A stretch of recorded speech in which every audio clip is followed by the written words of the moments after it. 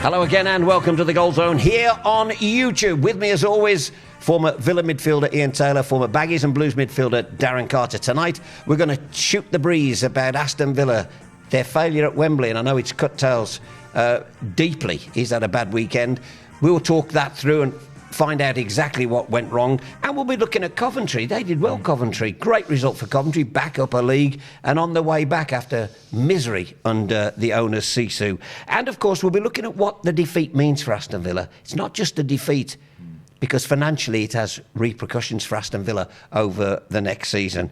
And we talk about the Champions League. I want to talk about the final between Real Madrid and Liverpool, and the vile abuse that the goalkeeper's taken, which is out of order totally. He had an absolute Western supermare, didn't he, to be fair, but absolutely no reason for him to be... Well, as well as that, on the pitch, he looked like his mates didn't want to talk to him for a while. Yeah. That's wrong. So you'll never walk alone my backside. And also want to talk about the behaviour of Sergio Ramos, a player I admire. He was outrageously bad. I don't blame him for Salah. I think that happens. But the rest of his behaviour. And we'll look ahead to next season, Tails. Yeah. You need that. Now, Tails, simple. What went wrong? I think we got it wrong in the first half, Tom. I think Fulham, with a lot of their players, we were speaking about it before, and a lot of their players, it would have been the first time at Wembley. Or even, they might have been at Wembley before, but they'd have had nerves. We've got big players in our team who have been there and done it before. And I thought, go at them first 10, 15 minutes, put them under pressure when they're on the ball. See what it's like. And see if they fancy it. But we sat back, we let them get a feel for the ball. Plenty of passes. And that's fatal with a team like that. Plenty of passes, even though they weren't going away, anywhere a lot of the time, but they felt the way into the game. And they thought, well, Villa aren't putting us under any pressure, we can pass it around at will. And they just grew with confidence as the game went on, and got the goal, which I thought was a good goal for them. But for us, defensively, I thought it was poor. There was a couple of times caught twice down the right. down our left-hand side with Hutton and Adoma. And see, I understand Hutton. Hutton tucks in a lot because you do. But he didn't tuck in for the goal. But But what I'm saying is, you still, when you come in, you've got to be aware. Yeah. And he wasn't aware. No, not at all. He didn't look. But Kearney had pushed on that one occasion and got in the gap, and for them I thought he's a. Some were saying Adoma could have done better, but he got Fredericks to look after. We talked about that. Well, again, Fredericks bombs on down that side. Adoma's obviously preoccupied with what he's been doing, and they lose Kearney, and it's just gutting, because in the second half we did what we should have done in the first half, and it just showed the progress we could have made in the game if we'd have gone about it in that way. At the risk of upsetting you, Birmingham showed just 2 weeks before, don't give them any respect. If you try to outplay them, they'll beat you. So Birmingham stopped them playing by dictating the pace. And we paid them too much respect in the first half. And allowed them to dictate the pace, because they do like to slow the game down and pass. Get at them, don't allow them to play. It sounds a bit dinosaurish, but it works. Of course it does. When you know a team is technically, which they are, better than what we are, they're better at keeping the ball that we are, and you've got to get in amongst them, get your tackles in, ruffle a few feathers, and stop them from playing. Have you got players who can do that? Of course we have. Go on then. Of course we have. We did it against Middlesbrough. Yeah, true. We did it against Middlesbrough. We stopped them from playing, especially in the second leg at Villa Park. So, we can do it, and you've only got to get. You've only got to get near players. You don't have to be able to run around all day. But all you have to do is stay on people's toes. Stop them from being on the receiving end of a pass. Yeah, get right close. Of course you do. Carter, did you see it? Yeah, I agree with Tails. I think I personally thought that was the game plan from Steve Bruce and Villa, was to first half maybe lay off and contain Fulham as best they could, and then second half maybe have a go. Again, you talk about pressing from the first minute. Yes, I think I agree with Tails. You see what they're about, test their nerve a little bit. But on that pitch at Wembley, and it was hot, it's draining, the occasion, can you keep that going, prolong that for the full 90? I don't think you can. And like you say, you've got some players in that Villa team, maybe can they go that long for 90 minutes? You're asking a lot of Snodgrass, you're asking a lot of Adoma, especially in them wide areas. That's what his subs are for, though. And you know, yeah, exactly. What I mean? But that's why I thought with Codger coming on, Onoma coming on, I thought they made a big impact. But like you say, when you give the goal away and you're chasing the game, it changes the complexion. But yeah, Fulham are a good side, really good side, Tom. I think I'm glad in a way that them and Wolves went up, because they probably deserved it on the talent and how they've played this year. And they deserved it on Saturday, to be fair. No question. No question. Villa were much better second half, much better, but too late. And the threat that we normally see didn't seem to be there.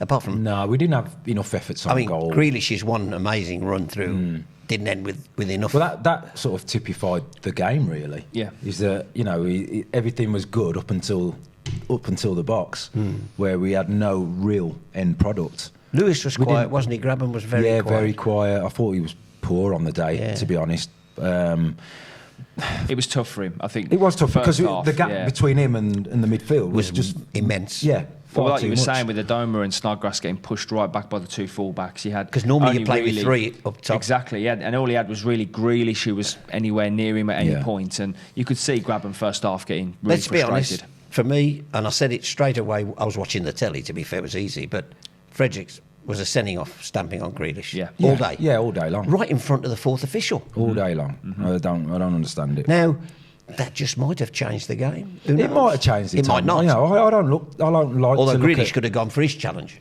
Yeah, I don't like to look at challenges and referees' decisions. We're not talking about it. We're talking about a stamping, which is one of the worst things in the game. Yeah, but I tend to look at the performance and overall. Overall, and whether we deserve to win the game or not. And I don't think we did. Didn't do enough to win it. No. But it seems like you're thinking they could have thought about it more before the game kicked off. Yeah, I'd have liked to have seen us in the faces from the first minute. I thought they would. If people get tired, they get tired. But you got 7 subs these days. Yeah, and get your goals early. But you know what? The one thing I would say is that if the game plan was what we said, sit off them first half, really Villa only had one switch. Loss of concentration, which was the goal. Yeah. So if you go in at 0-0 at half time, then it's worked. Then all of a sudden, is it Fulham get nervy second half when Villa come at them a little bit, and how did they deal with that? But being a goal up, obviously, meant that they had something to hang on to. It's going to have a big impact, and I don't think Villa fans realise exactly what sort of impact yet. But for all season, Keith Warnes has been saying, "Listen, FFP will hurt us if we don't go up." Yeah. Now, obviously, there's 3 years in the Championship of losses of 13 million a year. If your owner invests, if he doesn't, that drops to 5. So it's really complicated. But Villa have got still 1 year of Championship, which increases that. So it's this year which you have to put a forecast into the authorities of how it's going to be that will be telling for Villa this year. And they've got 15 million coming. That's all in the parachute. The last parachute payment, 15 million quid on its way to Aston Villa. But their wage bill, I mean, it was running at 85% of their turnover. That is too much. So and something's got to be done. The only way, and remember, the only way is cutting costs. Your biggest cost, wages. Yeah. So you've got 5 players on loan that you might want to keep, but you might not be able to keep. But you've also got 7 players coming back who you don't want. Yeah. And they're on decent wages. Yeah. I mean, Tishy ain't going to play for Villa again, is he? He ain't going to play for Villa. No, of course not. And then you've got probably Ross McCormack not going to play. His wages are too high. McCormack's another one, yeah. Do you know what I mean? There's Tom, there's too many to mention, and there's some real sorting out to do. And I don't think, like you say, fans realise what it means, us not going up this season. But you see, when Dr. Gier came in, he spent a lot of money. Gave the money to Roberto and Paddy Riley, really. That was the 2 people that did the recruitment. It was a gamble. Didn't pay off. Yeah. Did it? The gamble didn't pay off. No. Because, and remember, the money he spent was a lot of money. We had a go, Tom. They've had a go to get back up in the 2 years, and it's not worked. So that gamble didn't pay off. He can't actually spend a lot now because of financial fair play, even if he had it to spend, and I don't know whether he has. So it really is going to be tough this year. Everybody thinks, we'll go again, it might not be that simple. No. Because you may have to sell some of your prized assets. You're going to have to bring some of the youth players through. Maybe the O'Hares and might have to play. I was just about to say that. Is there many tails who are coming through now from the 23s that can actually step up? And Keenan Davis can step up. Well, I liked Callum O'Hare. when I've seen him this year. Keenan did well. Yeah. Andre Green, if he's fit. Andre Green, like you say, Callum O'Hare. These lads have already had a taste, and I think they've shown that they have pressure, got talent. you say that, and I understand that. It's the pressure, and it's sustaining it. But I understand what you're saying. So does Carts, and so does Villa fans. However, the pressure to be automatically promoted, or if not through the playoffs, is still there. Oh, it's massive. Even though you're going to lose a lot of maybe your key stars. It's massive, because every year you've got Stoke that have come down, you've got the Baggies that have come down. They're going to be Swansea. strong teams. Yeah. Swansea. Yeah. They're going to be strong teams. Derby. Especially with Derby will go against Especially with Stoke. what we've just had with parachute payments. Yeah. They're going to be able to spend. Because they'll have a bigger parachute. Exactly. So, and they'll all want to go straight back up. So the division's going to be even stronger. Tougher. Well, that gamble didn't pay off, and the financial ramifications we won't know too much, but I know it's going to be tough this year for Aston Villa because they haven't spent a lot in the last two transfer windows, to be fair, because of it. They did gamble early on in Dr. Gier's reign, but now I just worry about where they go and the pressure on being the team that gets in promotion. I just think that's a real massive problem. Massive wages for poor players, really, with all due respect to the Yakuba Sillas and the Tishy Bolt. Too bigger wages. Yeah. I looked at a table only the other day, and in 2016, Villa's average wage was 29 grand in the Championship. It was the second highest behind Newcastle. Yeah. Now, Newcastle got out, so it's sort of... Their gamble worked. The gamble worked. It's frightening. It's frightening where they go. I mean, obviously, I dread to think what is going to happen, but they're going to have to cut their cloth accordingly now. Well, there's all kinds of questions to be asked now, Tom. I think, there's questions, do you keep the manager?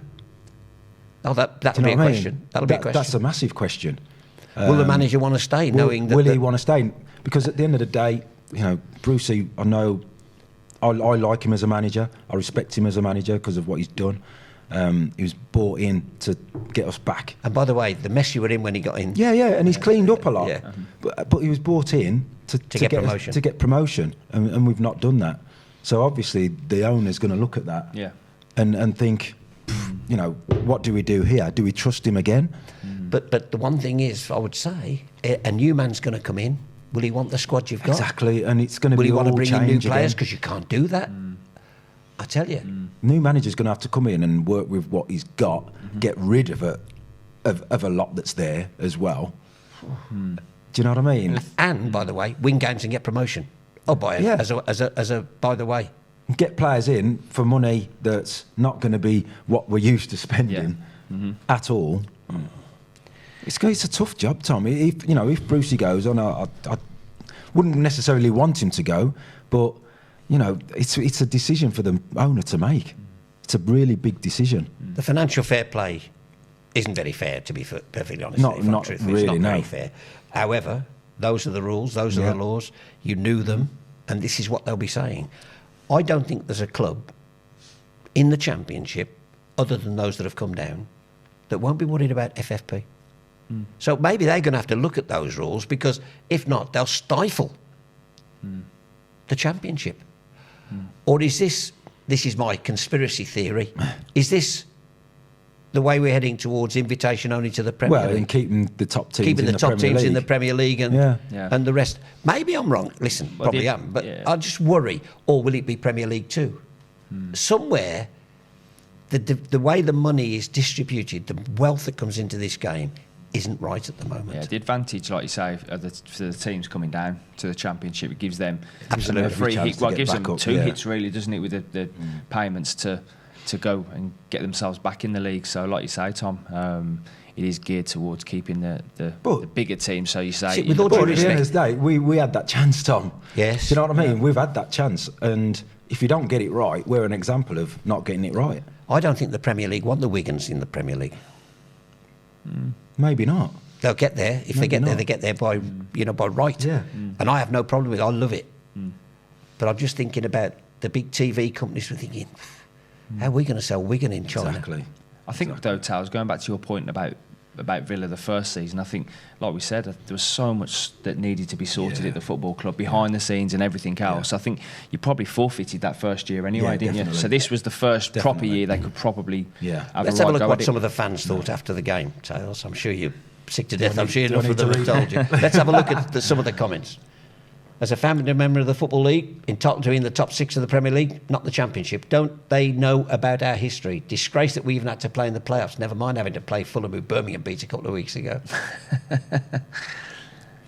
Can I just... That just sounds like... That's got to be a wind-up. Can I just say, that could be a problem. Yeah. You have to earn it. No one has any divine right to be in the Premier League, Tom. You have to earn it, and, you know... Look how big Leeds are. Of course. Leeds were in the Champions League not that long ago under David O'Leary, spending fortunes. And the gamble didn't work there. Let's have a look at some more. Daniel Walker played well in the second half, some clinical defending from Fulham. The ref was questionable at times, but to be fair, that was with both teams. It's a case of onwards, but unfortunately not upwards. Hope Brucey stays. He's the right manager for Villa. Hope the team doesn't get ripped to shreds in the off-season. I think that's the problem. Because remember...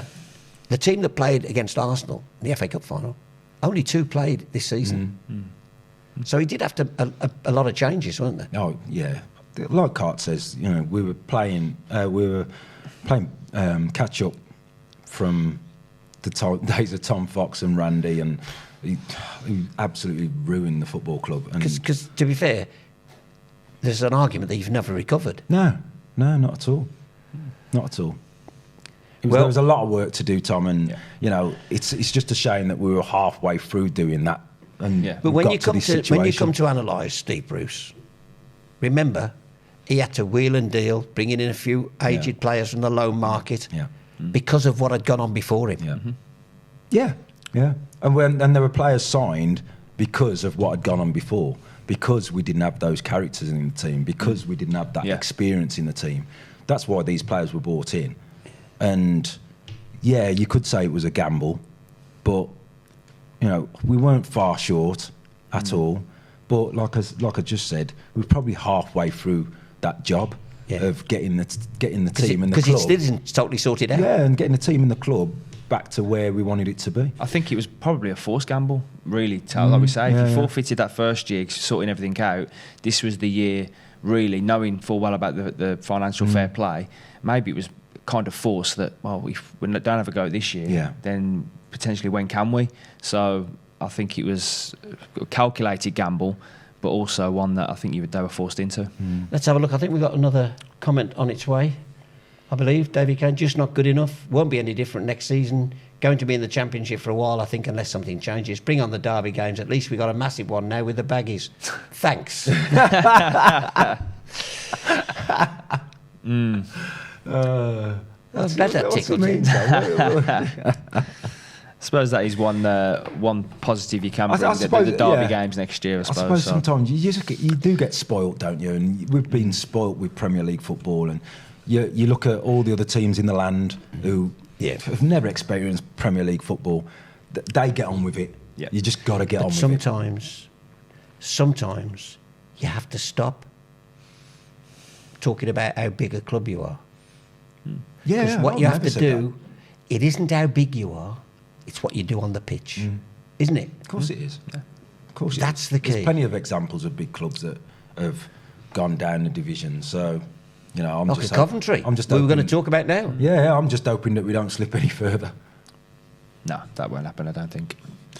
Exeter 1, Coventry 3. What a great performance from the Sky Blues. Never in doubt, was it, really? I didn't think Exeter, if I'm honest. Never in doubt. 3 really good goals as well. Great strikes. They look buzzed. And I'm really pleased for them because of all the fans in this area, and we've all had owners to moan about, they've had it as bad as anybody with CC. Yeah, and 40,000 as well. Oh, crazy. So, fair play to them. They've got themselves back. Mark Robinson's done a super job with the youth. And in players like McNulty, you know, they look like they've got a grimmer. Yeah, and the thing is, Tom, as well, that's 2 seasons. They've gone to Wembley and won. Checker trade. Checker trade last year took over 40,000. This year, getting promotion at the first attempt as well, which, he's like we're just talking about Villa. In any league, to bounce back straight away takes some doing. So full credit to him. And like you say, Tom, 3 great goals, especially the third. The third was a real... For a fellow lefty, that's great to see that just flying to the top corner. It did, didn't it? It was a belter, wasn't it? Great goal. Fellow lefty. All the best cards in your day. Left foot gang, that's what we are. I am one as well. I'm a left footer. I could practice that all day and never get anywhere near it. Left footer. That's the words right out my mouth. By the way, name me the player, right? They're on Twitter talking about playoffs and finals and Wembleys, but omits to mention one that they lost. Who would you think that would be? It wasn't me. It wasn't me. You. No, it wasn't. You left out the Port Vale game. No, it wasn't me. Somebody else tweeted it. Yeah, but you retweeted it. Yes, it is. But you didn't put. You didn't put. Incorrect them. Why are they going to say anything about losing? No one remembers losing. Forget that. From the memory? I sat next to Tony Lang, the Albion goalkeeper, that day on the touchline. It was brilliant. He kept saying, "How long to go?" We were in the first half. He looked like Freddie Mercury, didn't he? Tony Lang. Do you not remember the keeper, Tony Lang? No. Ringer for Tony. Oh, all right, you're young. Let's have a look at some comments from Coventry fans. Oh, no, that's have to go to Wembley. Take note, Mr. Bruce. Oh, dear.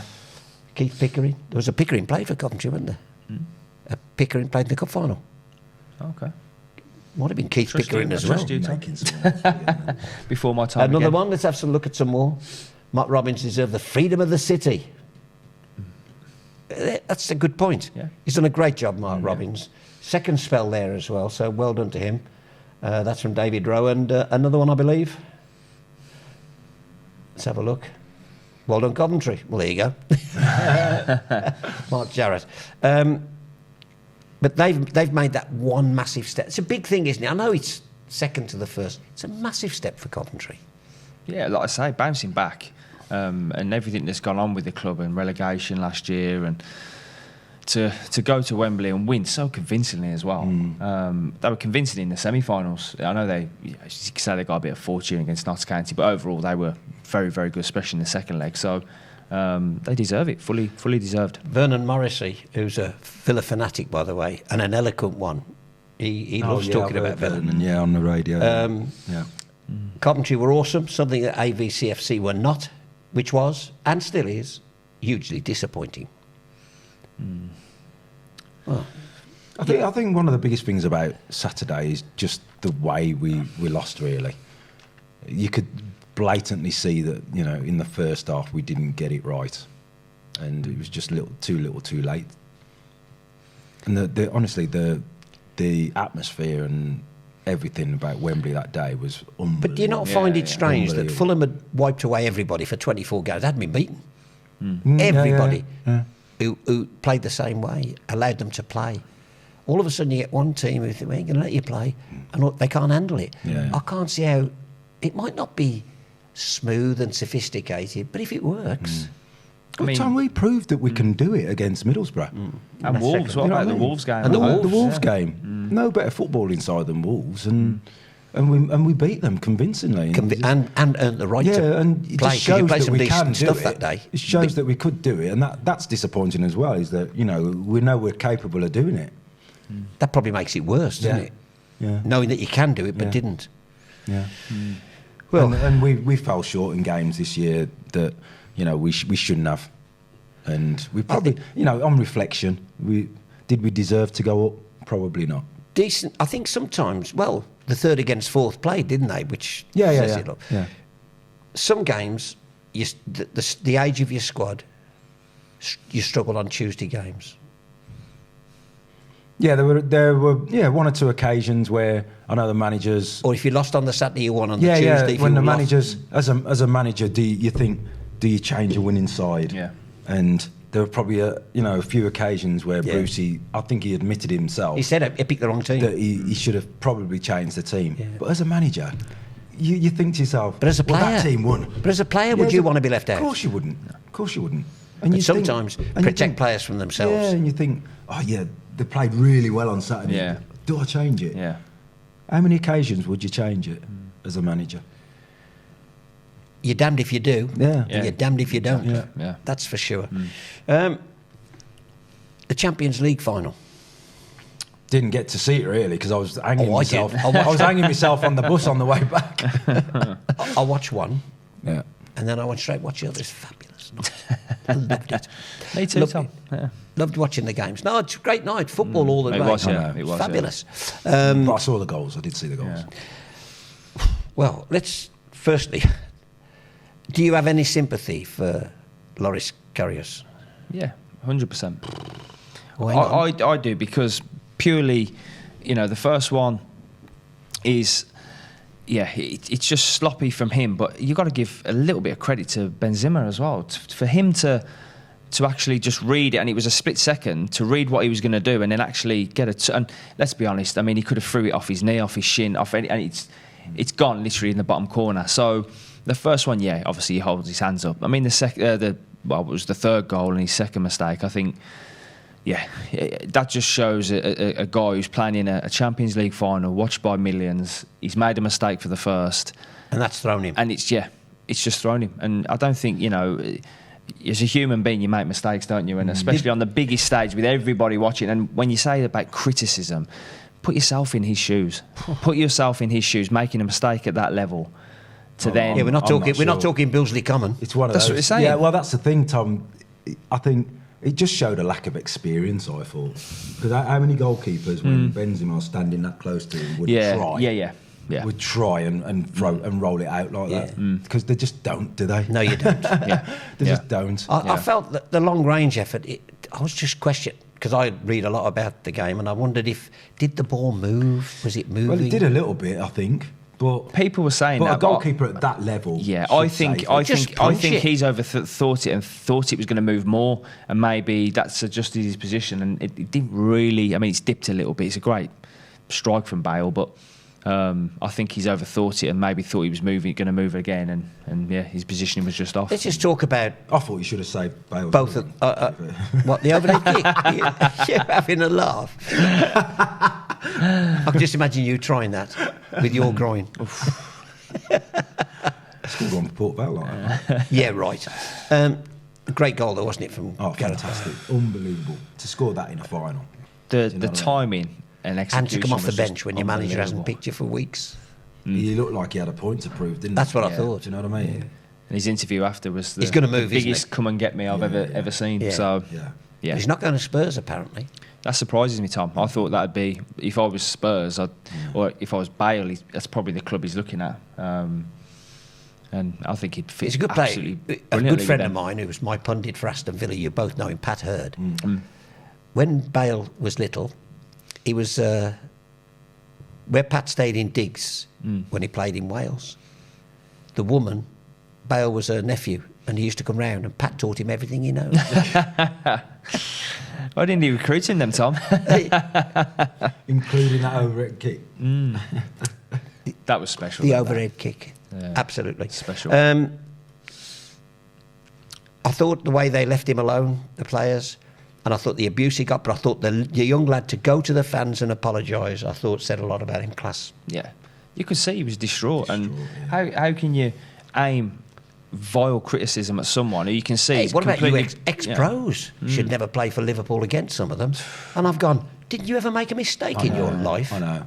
He's made mistakes, and it's just happened to be like the biggest game there is, like apart from the World Cup final. Yeah, the biggest Do you know game. what I mean? So I do feel sorry for him.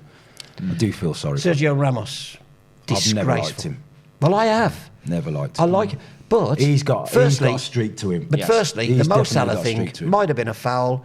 I don't think he deliberately meant to hurt him, or that doesn't bother me. It's his play acting that gets to me, trying to get people sent off. That's why I ain't having like it. Him and Pepe, who used to play alongside him. Pepe alongside him, Unbelievable. Yeah. Horrible. And he's a decent defender and a decent player. And he doesn't have to do all that rubbish. That's my point. Doesn't have to do all that rubbish. He's bigger than that, surely, Yeah. but obviously not. Well, when he plays without that, and there's been obviously a lot of games I've seen him and he's just been Sergio Ramos, the player. Like you say, Tom, he's a world-class player. Yeah. But when he adds that nonsense to his game, and it's just gaining an advantage by being petulant and, Horrible. trying to get people booked, and it's just horrible. It's not nice to watch, and like you say, it takes away from what a good player he is. For me, anyway. I have to say, I think he would deserve a kicking. Sorry. I'll help you. It's not in the rules, but I think he deserves it. Let's look forward to next season. Okay. Right? We're definitely going to be more optimistic here, Tom. Well, let's be honest. Let's start with West Brom. Firstly, before anything else, I put a poll on, asking fans for an early look at how they thought they'd do. A lot of votes. 20% automatic, 1 and 2. 42% playoffs. So 62% think they'll be in the top 6. 38% between 7th and 24th. Yeah, again, there's going to be some sorting out at West Brom, obviously over the summer, and players will be going. It's great, yeah. It's great that they've got Moro in place now, and he's got the full summer to and bringing to a coach that. in, which we don't know who that's going to be. But so I think there's a lot of sorting out to do, but knowing how well they finish the season, I think they can bring that into this new season, get off to a good start, and I think top 6. Well, Taz already mentioned they've got more financial clout than most teams now coming down. Yeah. There'll be a couple that go. I think Johnny Evans will be gone. Maybe Jake Livermore will move on and see. But again, I was reading they haven't even spoke to Gareth McCauley. His contract's up. They haven't even spoke to him. Oh, really? That's surprising. That's surprising. Yeah, that wouldn't be Darren Moore's job. Be, I would imagine, Richard Garlick's job, the director of football, or they've got a new director of football now, haven't they?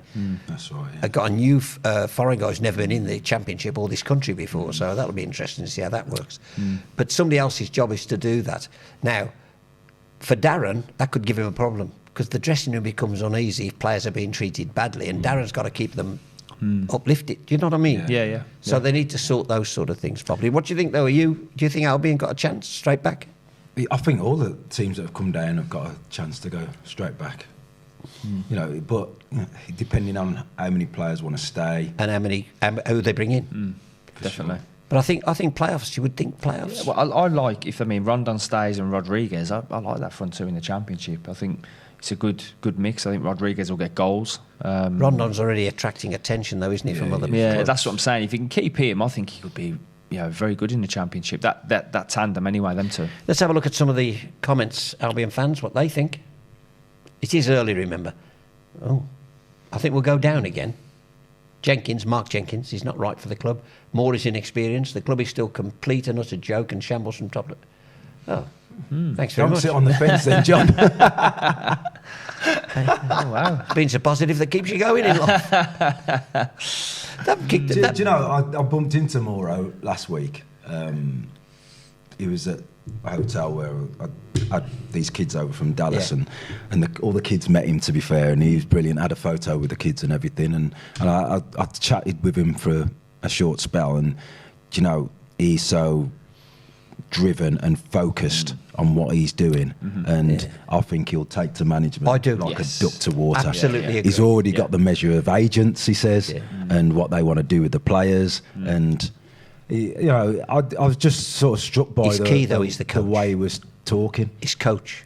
The key is the man he brings in as coach. He's already got in mind who he wants. Who then? I'm not telling you. I can't tell you. Who then? I was sworn to secrecy. Who? Sworn to secrecy.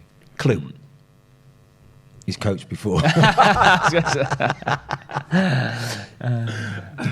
still think Shaky might have a shout. I'm looking at Dal's face. No, you said name no. people now. No, it's unfair to put him on if he had a meeting with him. Okay, let's move on to Aston Villa. Right, we did a poll. There's too much up in the air, mate. We did a poll. It is too soon after fresh Wembley, as well, yeah. Fresh but this is what the fans thought.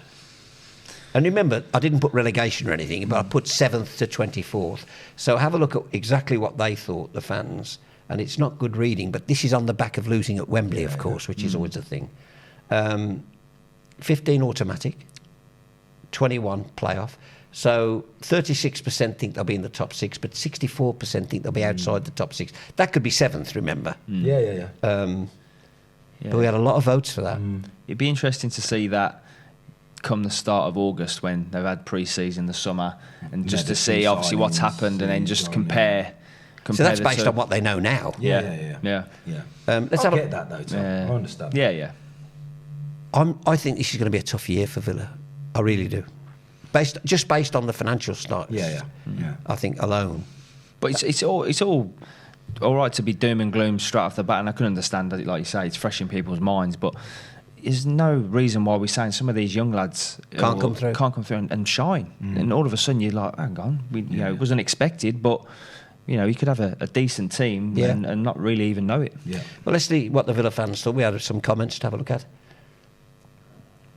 A lot of fans who have no faith. Get a grip. We're AVFC. We will be there. End of. Thanks, Ravi.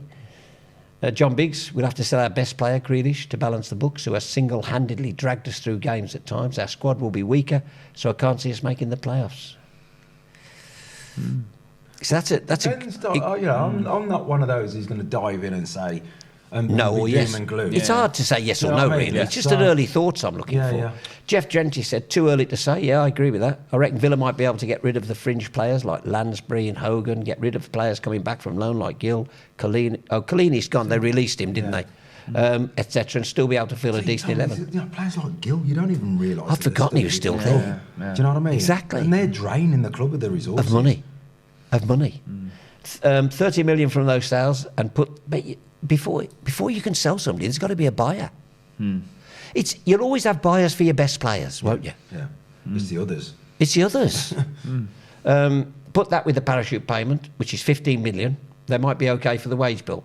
That way, they'll be able to keep Bree, Chester, Elphick, Taylor, Jedinak, El Mohammadi, Horahan, Grealish, Adoma and Kodja. Give Steer a go in goal, promote youth. They should be okay. Enough to challenge. I don't know. I'm guessing at how bad it is, but they might just scrape it next season. New signings, though, might be a problem. See, a lot of these, I don't know how long they've got left on their contracts or anything. Exactly. Like that. And whether or not they'll all probably have reductions. And you'll have the vultures out as well, like you're saying. Predators will be there, and they'll know the situation. I've seen this morning. Lots of talk this morning about Man U looking at Grealish. These are agents, I'm sure, just putting stuff out and about. Yeah. But it's all unsettling.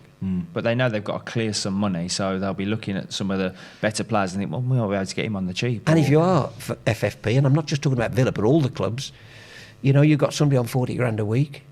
That could be 3 players or 2 players at least. Yeah. 3 players probably.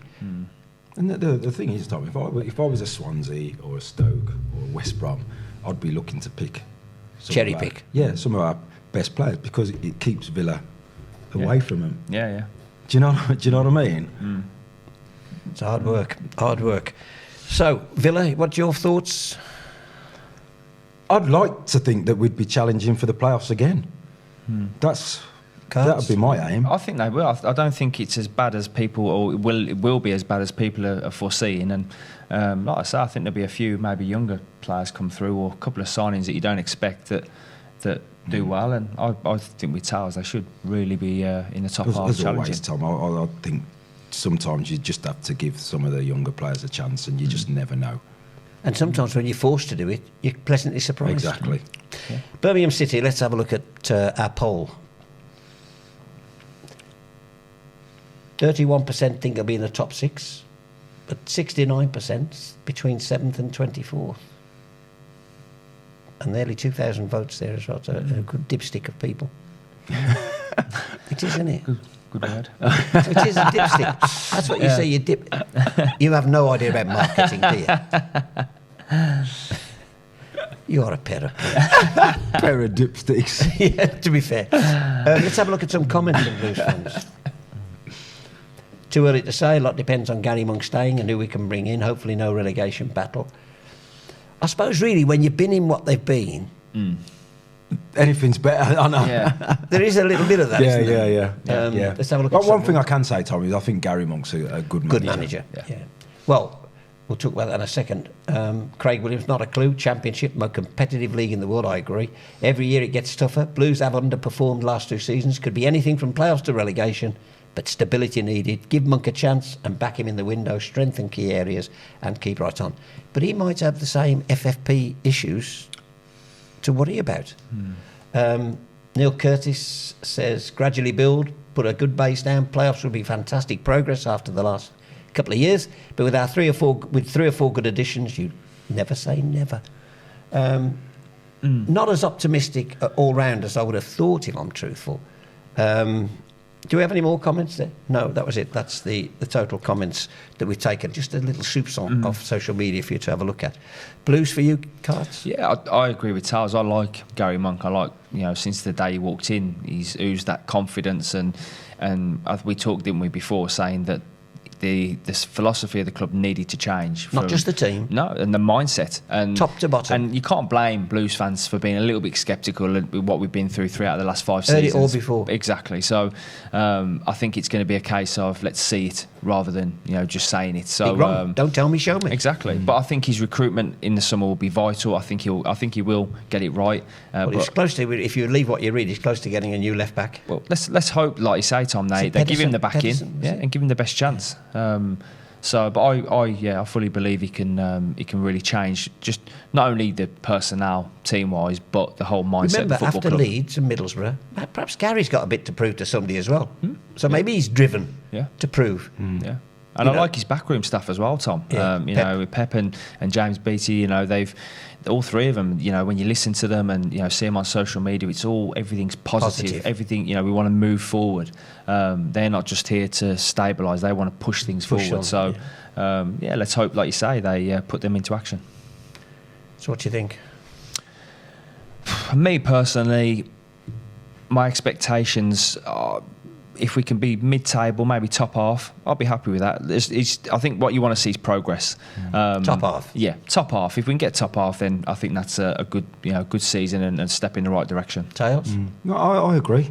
I think, like I say, I like him as a manager, and I think he'll rip the team apart. Yeah. And I do think he'll get new players in and get players out, and get a different kind of player in. Do you know what I mean? Yeah. So. Yeah. And just change the whole sort of philosophy of. Well, he wants to change the dynamics of Birmingham City Football Club from top to bottom. Yeah. He wants a different culture. Yeah. Because people have been too used to losing. And there's been again, you forget how many players have come through the door in the last 18 months, 2 years, and managers and different. Bought in by different managers, and you've still got a few of the Gary Rabbit playing squad there. So who've had 4 or 5 voices to listen to. Exactly. Yeah. So I think you're top right, half Tails for you. Yeah, I think mid-table-ish. Mid-table. Yeah. Wolves, Premier League. I think they'll do all right. Yes. Well, let's have a look what the fans think first. Top 6, 5%. 30%, 7th to 10th. 65%, 11th to 20th. I think what I saw, and I know they're trying to finalise the deal for Willy Bowley today, and their ambition, if they do what they say they're going to do, I don't think, top half's a million miles away, if I'm honest. Well, I personally think with the squad they've got now, I've said they'll stay up.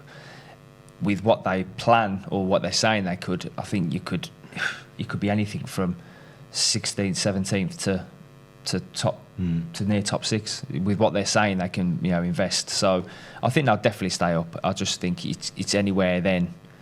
They could finish anywhere, Wolves. I think they'll finish top half, mate. Yeah, I think they've well within their reach, definitely. Because they're going to add to what already is a good squad. They're going to add to it as well. Yeah. And that would, for me, only make them stronger. Because you look at teams like Huddersfield, Brighton, and Brighton, I think they're easily as good and as Newcastle as well. Do you know what I mean? So I think, be interesting. Both Brighton and Huddersfield for me, along with, maybe it's teams that have gone up, maybe even will be favourites to come down, apart from Wolves. Yeah.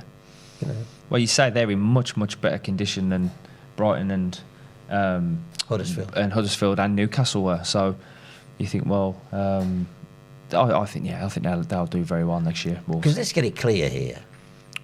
Outside the top 6, it's much of a muchness in it. Yeah.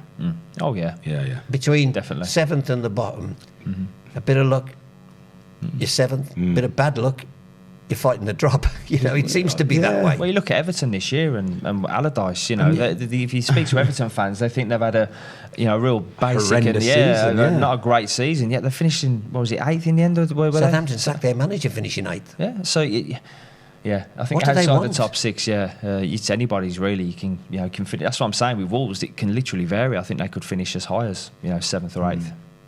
But you are right. The outside the top 6 or 7, it's pretty much the same. I just want to touch as well on Raheem Sterling. I think the stick he's getting is totally unfair for me. Nonsense. Absolute nonsense. We always look to, Not he's players. one of our best players. Yeah. In an England shirt, and we just want to knock these people down, and I just don't get it. I'm not one for massive tattoos and all that. I know footballers are. If he was caught carrying a Kalashnikov, I'd suggest they'd have a point. Yeah. He's got a tattoo, for goodness sake. Yeah. And when you know the Ill-advised, mate. when you know the meaning behind it. Yeah, and the That's background. the thing. If you listen to yeah. the kid's explanation, His father was gunned down when he was 2. I mean, Yeah. you think, And it's well, not even finished. Yeah. Do you know what I mean? I just think it's comical. So let the kid- Yeah, absolutely comical. always ahead of the World Cup or big tournaments. Yeah. We pick on players. And he's had a lot of stick. I'm no great fan, if I'm honest, of Raheem Sterling, but he's a good footballer. He's had an unbelievable season. I think that's the one thing. If you look at our England squad, apart really from Harry Kane, you'd say Sterling has probably had just one as, of the best. Yeah, he's had one of the best seasons. Yeah. You know, scoring, assists. So you think, well, he's going to be playing in pretty much the same system that he is at Man City in that sort of right of a 3. So you think, well, Yeah, I knows? just hope Gareth plays him in the right position, because I'm not sure how he's going to go. Do you know what I mean? Just finally, Yeah. for this final programme, before we, of course, report back in August for the start of the season, which all gets underway for real. Time me up. St George's, you've had a team over from Dallas. Yeah. How did that go? Absolutely fantastic. Brilliant. Look, kids loved every minute of it. We took them to... They played in a tournament at St George's against Stoke, Derby, Blues. Birmingham. Yeah. Who was the other one? Can't remember the other one. But had a team from Canada playing, and they loved it. Parents loved it. Did they? The clubs that we got in, your Stokes, your Birminghams, and Yeah. they've said to us, we don't usually get anything like this. Don't get to... And at St George's, let's have a little look. Let's have a Oh, we've got a bit of footage little of it. sneak at what Tales is involved in at the moment. At St George's, the home of the FA in England. Have a look at this. Boys have really enjoyed it also, and we're just talking about the pressure that it creates on him. So obviously getting through to the final and having to play a slightly different way to go and win the game, but it's priceless for him in terms of their long-term development. Tournament's been fantastic, run extremely well. Privileged to be around people like Ian Taylor and Kevin Gall. It's been a fantastic weekend for us. The learning curve for us is we can't put a figure on it. This type of competition is going to allow our kids to achieve the things they want to achieve. I think that we've proved on the field that we're not just the American team, we can play. And I think we turned a few heads this weekend, but most importantly for us, it's such a good experience for our players to be around this sort of environment at St George's Park. It's incredible.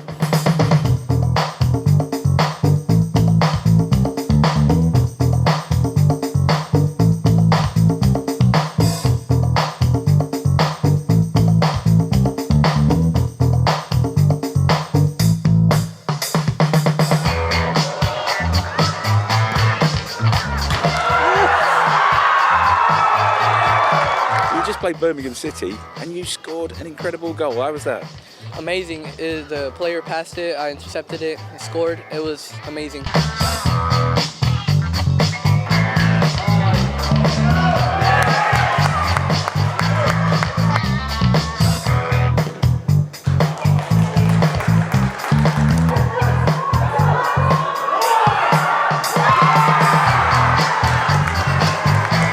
It's a great opportunity for these kids to come and play somewhere like this. I think we're pretty lucky in getting a deal that we've got here. So we're trying to make the most of it, and looking at them today and some of the quality as well, it's really surprised us. What do you think about the football? How's it been? It's aggressive, very competitive and aggressive. I like it. So you've enjoyed it. Would you come back? Would you do this again? Yeah, I would definitely come back. Hopefully when I'm on in the World Cup.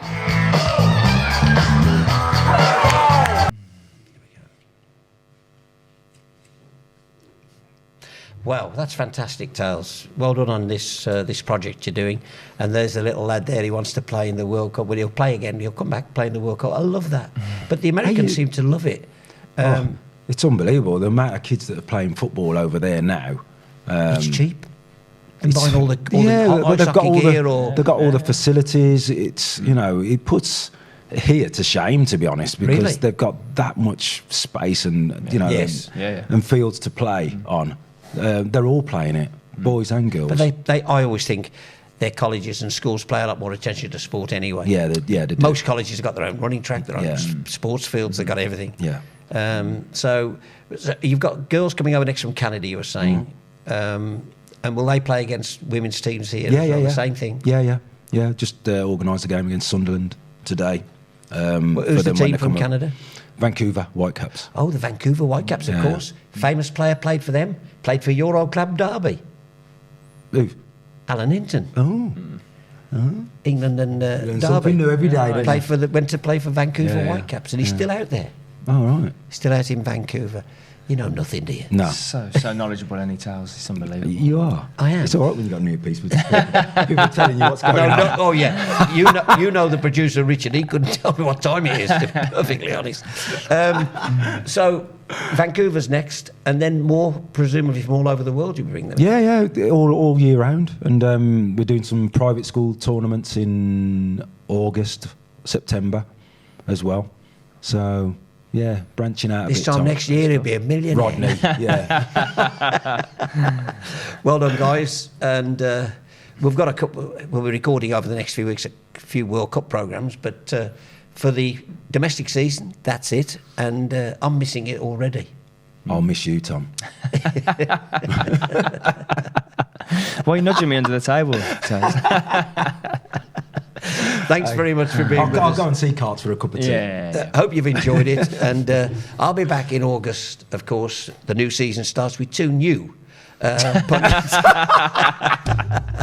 We'll be back then. Hope you've enjoyed it. Whatever you're doing, have a wonderful summer. Good luck to England in the World Cup.